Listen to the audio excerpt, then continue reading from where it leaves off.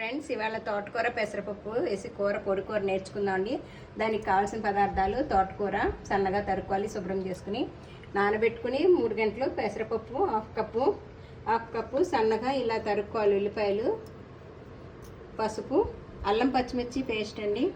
పోపుకి మిరపకాయ, మినపప్పు, ఆవాలు, జీలకర్ర, కరివేపాకు, తగినంత సాల్ట్. కొంచెం పసుపు వేసుకుందామండి. పసుపు నూనె కాగింది. 1½ స్పూన్ మినపప్పు,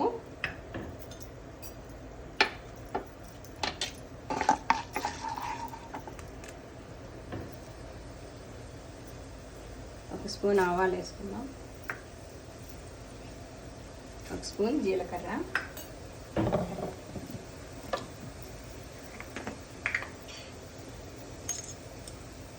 పప్పు కూర కదండి, చిటికిడి ఇంగు వేసుకుందాము.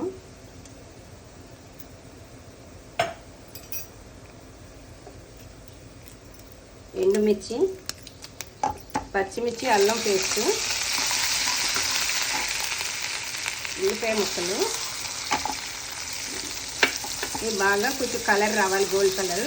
ఇవన్నీ చూసారా, కలర్లోకి వచ్చింది. ఇప్పుడు కరివేపాకు వేసేసుకుందాము. నానబెట్టిన పెసరపప్పు ఇది కూడా కలిపి తోటకూర వేసుకొని తగినంత ఉప్పు వేసుకుని మూత పెట్టుకుని 10 నిమిషాలు అయినాక బౌల్లో తీసుకోవాలండి. ఇదిగోండి, అయిపోయింది, మగ్గిపోయింది. స్టవ్ ఆర్పేసుకుని గిన్నెలో తీసుకుని కూర వడియాలు పక్కన వేయించుకున్నాను, వేసుకోవాలండి. బౌల్లో తీసేసుకుని పైన మినపిండి కూర వడియాలు వేసేసుకోవడం అండి. ఇదండి తోటకూర పెసరపప్పు కూర.